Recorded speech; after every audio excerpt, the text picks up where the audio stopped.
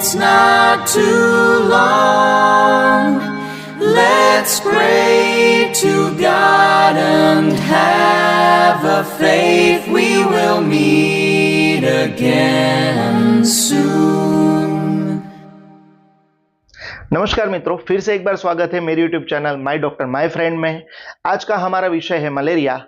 आज हम मलेरिया के बारे में विस्तृत बात करेंगे। तो हमारा सबसे पहला प्रश्न है, मलेरिया का कारण क्या है? मलेरिया एक जानलेवा बीमारी है जो प्लाज्मोडियम परजीवी के कारण होती है, जो संक्रमित मादा एनोफिलिस मच्छर के काटने से फैलती है। आज का दूसरा प्रश्न है, मलेरिया कितने प्रकार का होता है? तो मित्रों, मलेरिया के मुख्य 4 प्रकार है: P falciparum, P vivax, P ओवेली and P malariae. इनमें से पी फाल्सीफेरम सबसे घातक है और इससे होने वाली मौतों का खतरा सबसे अधिक होता है। पी वाइवेक्स सबसे व्यापक रूप से पाए जाने वाला प्रकार है, आमतौर पर कम घातक है। यह परजीवी लीवर में निष्क्रिय रहता है और कई महीनों या वर्षों बाद फिर से सक्रिय होकर लक्षण उत्पन्न कर सकता है।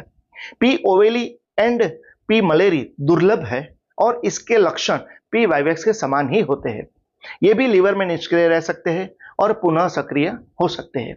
चलिए, आज का हमारा तीसरा प्रश्न है, मलेरिया के मच्छर को कैसे पहचानें? मलेरिया फैलाने वाले मच्छर को पहचानने के कुछ प्रमुख तरीके हैं, जिनमें से इनका रंग आमतौर पर गहरा भूरा या काला होता है। इनके पैर लंबे और पतले होते हैं और पैरों पर सफेद और काले रंग की धारियां होती है। यह मच्छर बैठे हुए अपने शरीर को सतह से 45 डिग्री के कोण पर रखते हैं, जिससे उनका पेट ऊपर उठा हुआ दिखता है। इनके पंखों पर काले और सफेद धब्बे होते हैं। चलिए मित्रों, आज का हमारा चौथा प्रश्न है, मलेरिया कहां पाया जाता है? मित्रों, आमतौर पर मलेरिया के पेशेंट ज्यादातर अफ्रीका, पूर्व दक्षिण एशिया में, मध्य दक्षिण प्रशांत महासागर के द्वीप पर ज्यादा देखने को मिलते हैं, क्योंकि यहाँ गर्मी और नमी ज्यादा होती है। अमेरिका में यह बहुत दुर्लभ है। चलिए, आज का हमारा अगला प्रश्न है, मलेरिया के लक्षण क्या होते हैं? तो मलेरिया के मुख्य लक्षणों में बात करें तो तेज बुखार आना, ठंड लगना, पसीना आना, सिर दर्द, बदन दर्द, थकावट, पेट दर्द, उल्टी शामिल है। छाती में दर्द, खांसी, सांस लेने में दिक्कत, दस्त की तकलीफ वो भी देखने को मिल सकता है। अगर मलेरिया ज्यादा बदतर है तो गंभीर लक्षण भी देखने को मिल सकते हैं, जैसे कि पीलिया, एनीमिया यानी कि खून की कमी, मस्तिष्क में क्षति, अंगों की विफलता और मौत भी हो सकती है। चलिए मित्रों, आज का हमारा अगला प्रश्न है कि मलेरिया का निदान कैसे किया जाता है? मलेरिया का निदान करने के लिए ब्लड का टेस्ट करना पड़ता है, जिसमें एमपी कार्ड टेस्ट और एमपी स्लाइड टेस्ट से उसका निदान हो सकता है। अगला प्रश्न है, मलेरिया का इलाज क्या है?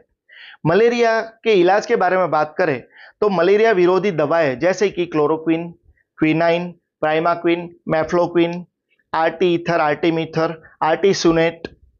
अगर गंभीर लक्षण है तो डॉक्टर की निगरानी में हॉस्पिटल में भर्ती भी होना पड़ता है और भर्ती होकर इलाज करवाना जरूरी है। उसके अलावा सिम्टोमेटिक ट्रीटमेंट भी दे सकते हैं। कभी कभी उपचार के बाद मलेरिया संक्रमण ठीक हो जाता है, लेकिन फिर से वापस आ जाता है। अगर आप उन इलाकों में रहते हैं या यात्रा करते हैं जहां मलेरिया फैलता है, तो आपको मलेरिया होने का खतरा सबसे ज्यादा होता है। चलिए मित्र, आगे बात करेंगे मलेरिया को कैसे रोके या मलेरिया से कैसे बचे। तो मच्छरों के काटने से बचने के लिए सावधानी बरतनी चाहिए।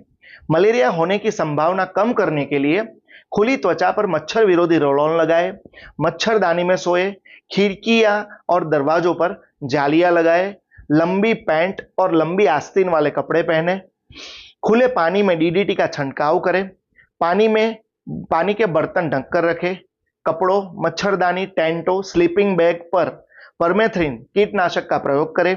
घर के आसपास पानी जमा न होने दें। तो चलिए मित्रों, ये थी मलेरिया के बारे में छोटी सी इंफॉर्मेशन। तो चलिए मित्रों, नमस्कार।